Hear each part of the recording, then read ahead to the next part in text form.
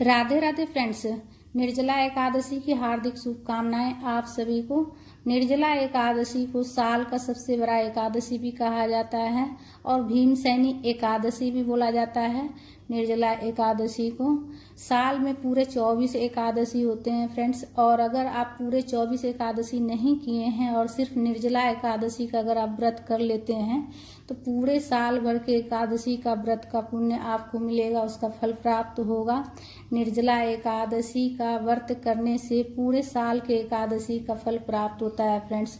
तो निर्जला एकादशी की पूजा कैसे करेंगे, पूजा में चढ़ाए गए सामग्री का क्या करना है, दान कब और किसे करना है, और कितने तारीख को 2025 में व्रत रखेंगे निर्जला एकादशी का, तो आज मैं आप सबके साथ शेयर करने वाली हूँ फ्रेंड्स, पूजा विधि के साथ साथ। तो सबसे पहले तो देखिए, निर्जला एकादशी के दिन सुबह में मॉर्निंग में स्नान जब कीजिएगा तो उसमें गंगा जल मिलाकर, स्नान वाले जल में गंगा जल मिलाकर स्नान कीजिएगा, इसलिए कि जो है ना साल का सबसे बड़ा एकादशी है और इस दिन जो है ना गंगा स्नान का भी बहुत ज़्यादा महत्व होता है। तो अगर आसपास गंगा नदी हो तो वहाँ स्नान कर लीजिएगा, नहीं हो तो घर पर आप जो है ना स्नान वाले जल में थोड़ा सा गंगा जल मिलाकर स्नान कर लीजिएगा। उसके बाद साफ सुथरा वस्त्र पहनकर जहाँ पर पूजा की चौकी लगाइएगा वहाँ अच्छे से साफ सफाई कर लीजिएगा और पूजा की चौकी लगा लीजिएगा। पूजा की चौकी लगाने के बाद पीले रंग के कपड़े का आसन देकर, अक्षत का प्रयोग नहीं करना है आपको, तिल का प्रयोग कर सकते हैं या फिर पुष्प का प्रयोग कर सकते हैं। तो मैं तिल का प्रयोग की हूँ। तिल का आसन देकर विष्णु भगवान जी को विराजित कर लिए हैं, हम गणेश जी को भी विराजित कर लिए हैं, कथा की पुस्तक भी हमने रख लिए हैं और एक छोटा सा प्लेट लिए हैं और उसमें हम स्वास्तिक बना लिए हैं रोली से, और बड़ा सा दीपक हमने लिए हैं अखंड ज्योत के लिए, इसलिए कि निर्जला एकादशी साल का सबसे बड़ा एकादशी है फ्रेंड्स। इस दिन जो है ना अगर आप अखंड ज्योत जलाते हैं तो बहुत ही अच्छा होगा, और निर्जला एकादशी पर जागरण का भी बहुत ज़्यादा महत्व होता है। ऐसे तो देखिए सभी एकादशी में जागरण का महत्व होता है, लेकिन निर्जला एकादशी का व्रत करने से और जागरण करने से, नियम से, अखंड ज्योत जलाने से आपको पूरे साल के एकादशी का फल प्राप्त होगा। और इस दिन दान पुण्य का भी बहुत ज़्यादा महत्व होता है। जल से भरा हुआ मटका पूजा में रखा जाता है। मटका इतना बड़ा होना चाहिए जितना में कि कम से कम 2-3 लोग अच्छे से आराम से पानी पी सकें। एकदम बिल्कुल छोटा मटका नहीं होना चाहिए, आप मतलब मीडियम साइज का ले लीजिएगा। इतना बड़ा मतलब लेना है कि जिसमें क्या 2 लोग कम से कम आराम से पानी पी सकें, ठीक है। इतने बड़ा मटका का आप दान कर सकते हैं। तो जल से भरा हुआ मटका हमने पूजा में रखे हैं। तिल का आसन देकर रखी हूँ मैं। अक्षत का प्रयोग कहीं भी नहीं करना है।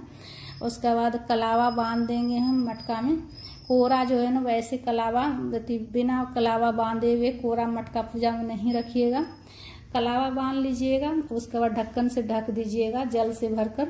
उसके बाद व्रत का आप संकल्प ले लीजिएगा, व्रत कीजिएगा तो हाथ में पुष्प और जल लेकर व्रत का संकल्प ले लीजिएगा। अपना नाम और गोत्र लेते हुए आप प्रभु के सामने व्रत का संकल्प लीजिएगा कि हे प्रभु, मैं निर्जला एकादशी का व्रत करने वाली हूँ। दीपक को साक्षी मानकर, सभी देवी देवता को साक्षी मानकर व्रत का आप संकल्प ले लीजिएगा। उसके बाद स्वच्छ जल में गंगा जल मिलाकर सबसे पहले जल के छींटे देकर सभी भगवान जी को भाव स्नान करा लीजिएगा। और जो मटका में जल भरिएगा ना वो ताज़ा जल भरिएगा, ठीक है, ताज़ा जल भरिएगा आप, स्वच्छ जल, ताज़ा जल भर लीजिएगा। उसके बाद जल के छींटे देने के बाद सबसे पहले हम गणेश जी की पूजा कर लेंगे, इसलिए कि कोई भी पूजा हो सर्वप्रथम गणेश जी की पूजा की जाती है।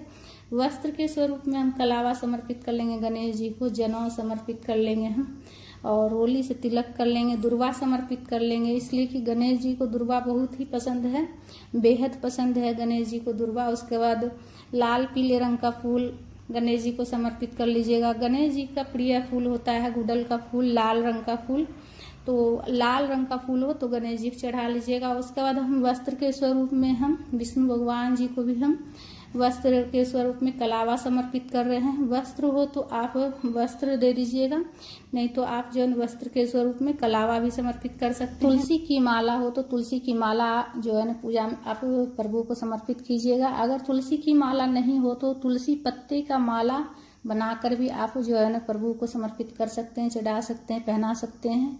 और तुलसी पत्ता आप एकादशी के दिन नहीं तोड़िएगा, एक दिन पहले ही तुलसी पत्ता तोड़ कर रख लीजिएगा, इसलिए एकादशी के दिन तुलसी पत्ता नहीं तोड़ी जाती है फ्रेंड्स। उसके बाद हम पीला वाला चंदन से विष्णु भगवान जी को तिलक कर लेंगे। तस्वीर में जितने भगवान जी हैं सभी को हम तिलक कर लेंगे और कलश के ऊपर भी हम पीला वाला चंदन से, रोली चंदन से तिलक कर लेंगे और दीपक का भी पूजा कर लेंगे। दीपक आप जो है ना घी से प्रज्वलित कर लीजिएगा हो सके तो, अगर घी नहीं हो तो तिल के तेल से प्रज्वलित कर लीजिएगा। सरसों के तेल का आप जो है ना पूजा में इस्तेमाल नहीं कीजिएगा, ठीक है। उसके बाद पुष्प समर्पित कर लीजिएगा। फूल, पीला रंग का फूल हो तो विष्णु भगवान जी को चढ़ा लीजिएगा, फूल माला जो भी हो। और विष्णु भगवान जी का प्रिय रंग होता है पीला रंग होता है, तो पीला रंग का अगर फूल हो चढ़ा लीजिएगा। नहीं हो तो देखिए कोई बात नहीं, जिस भी कलर का फूल हो आप चढ़ा सकते हैं, लेकिन अगर पीला रंग का मिल जाए तो ज़्यादा अच्छा रहेगा। उसके बाद जो कलश जो हमने जल से भर कर रखे हैं उसके ऊपर देखिए सीजन का जो नया फल होता है वो रखा जाता है। इससे आप खरबूजा रख सकते हैं, आम रख सकते हैं। और बाद में इसे दान किया जाता है। इस मटके का पूजा करने के बाद दान किया जाता है। दान किसे करना है, कब करना है, कैसे करना है वो भी बताऊंगी। इत्र लगा लीजिएगा, अगर इत्र हो तो प्रभु को लगा दीजिएगा। तो मैं इत्र लगा दी हूँ, जनेऊ में ही हमने इत्र लगा लिए हैं। और तुलसी पत्ता प्रभु के चरणों में समर्पित कर लेंगे। इस दिन जो है ना पंखे का भी दान किया जाता है, वस्त्र का दान किया जाता है। तो जो भी आप जैसे दान कीजिएगा, पंखा, मटका, वस्त्र, वो सब पूजा के पास रखा जाता है। पूजा करने के बाद ही जो है ना दान किया जाता है।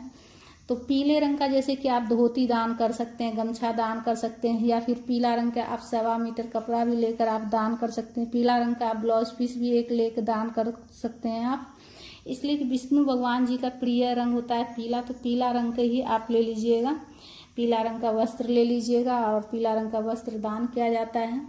उसके बाद देखिए हम भोग समर्पित करेंगे। गणेश जी के भोग में तुलसी पत्ता नहीं देना है, इस बात का आपको ध्यान रखना है। ड्राई फ्रूट का भोग लगा सकते हैं, सीजन का जो भी नया फल है उसका भोग लगा सकते हैं। तो जल का भोग हमने गणेश जी को लगा लिए हैं, ड्राई फ्रूट का भोग लगाए हैं और खरबूजे का भोग लगा रहे हैं विष्णु भगवान जी को। तो इस पूजा में जो है निर्जला एकादशी में खरबूजे का भोग लगाया जाता है और विशेष रूप से देखिए कैरी का भोग लगाया जाता है।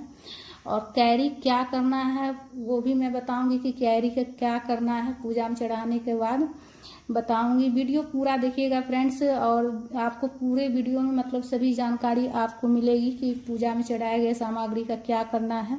उसका देखिए फीका जल दान नहीं किया जाता है, इसलिए उस दिन आप गुड़ का दान कर सकते हैं, जल के साथ में चीनी का दान कर सकते हैं। तो 2 दाना मटके में चीनी हम डाल देंगे, इसलिए कि फीका जल दान नहीं किया जाता है। ज़्यादा चीनी नहीं डालिएगा, नहीं तो मटका खराब हो जाएगा।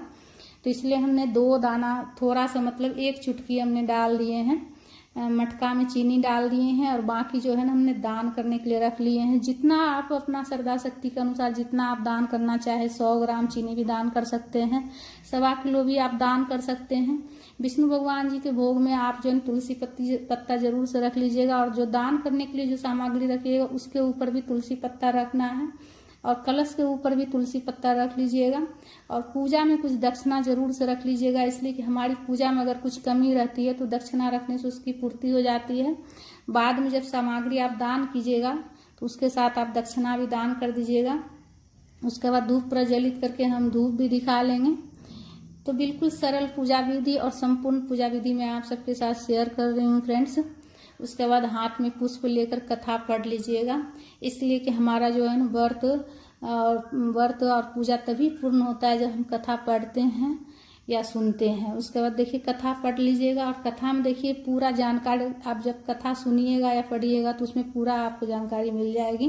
तो देखिए कैरी का क्या किया जाता है। कैरी जो है ना उस दिन कैरी का सागर लिया जाता है। जो व्रत करते हैं ना उसको कैरी का सागर लेना पड़ता है, सागर लिया जाता है। लेकिन इसका नियम बहुत ही मतलब कि कठिन नियम है। जो निर्जला एकादशी में बिना जल पिए हुए जो है ना, बिना जल पानी के जो है ना व्रत किया जाता है। और कैरी का टुकड़ा जो है ना जीभ के नीचे रखा जाता है, मुंह में रखा जाता है, पर उसका स्वाद लेना नहीं होता है।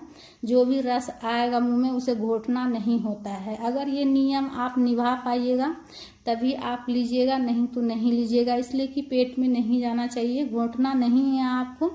कैरी का टुकड़ा इसलिए जीभ में रख के नीचे रखा जाता है कि इस महीने में बहुत ज़्यादा मतलब गर्मी पड़ती है और इस दिन जो है ना कैरी का टुकड़ा जैसे मुंह में रखने से जो है ना कंठ नहीं सूखता, मुंह नहीं सूखता है, इसीलिए से कैरी का टुकड़ा रखा जाता है। लेकिन कैरी का टुकड़ा रखने के बाद उसका स्वाद लेना नहीं होता है, ठीक है, सिर्फ मुंह में रखा जाता है। निर्जला एकादशी में जल भी नहीं पीना होता है, पूरा निर्जल रहकर व्रत किया जाता है। और जिस दिन व्रत कीजिएगा अगले दिन ही मतलब द्वादशी को पारण किया जाता है। तो कथा पढ़ने के बाद जो है ना आप आरती कर लीजिएगा। आरती करने के बाद आरती जैसे कि आप जो है दीपक प्रज्वलित करके भी कर सकते हैं या फिर जो है कपूर से भी कर सकते हैं। आरती प्रेम पूर्वक विष्णु भगवान जी की आरती गाते हुए आरती कर लीजिएगा। आरती करने के बाद सीधे हाथ में जल लेकर आचमनी कर लीजिएगा। आचमनी करने के बाद ही जो है ना पूजा पूर्ण होती है। सबसे पहले पूजा में अगर कुछ जाने अनजाने में गलती हो गया हो तो उसके लिए क्षमा याचना कीजिएगा कि हे प्रभु हमारी पूजा में अगर कुछ भी जाने अनजाने में गलती हो गया हो प्रभु तो उसके लिए क्षमा कर दीजिएगा। उसके बाद आपकी जो भी मनोकामना है वो प्रभु से कहिएगा, विष्णु भगवान जी से कहिएगा।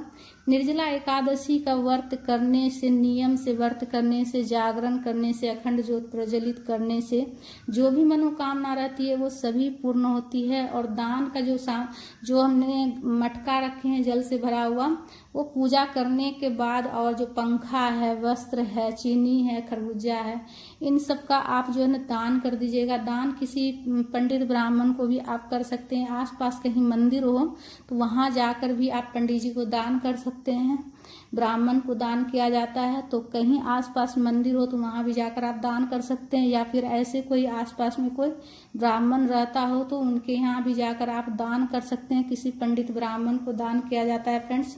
तो इस साल जो है ना निर्जला एकादशी का व्रत 6 जून को रखा जाएगा फ्रेंड्स। 6 जून को 2025 में 6 जून को रखा जाएगा निर्जला एकादशी का व्रत, और इसका पारण 7 जून को किया जाएगा फ्रेंड्स। तो फ्रेंड्स हमारा ये वीडियो आप सबको, हमारी ये जानकारी आप सबको अगर ज्ञानवर्धक लगी है तो वीडियो को ज़्यादा से ज़्यादा शेयर कीजिएगा, और हमारे चैनल पर अगर नए हैं तो सब्सक्राइब कर लीजिएगा। वीडियो को लाइक कीजिएगा, कॉमेंट कीजिएगा, कॉमेंट में विष्णु भगवान जी की जयकारा लगाइएगा और कमेंट कीजिएगा। वीडियो ज़्यादा से ज़्यादा शेयर कीजिएगा फ्रेंड्स। तो ओम नमो भगवते वासुदेवाय। एक बार फिर से आप सबको निर्जला एकादशी व्रत की हार्दिक शुभकामनाएं। विष्णु भगवान जी की कृपा सदैव सब पर बनी रहे।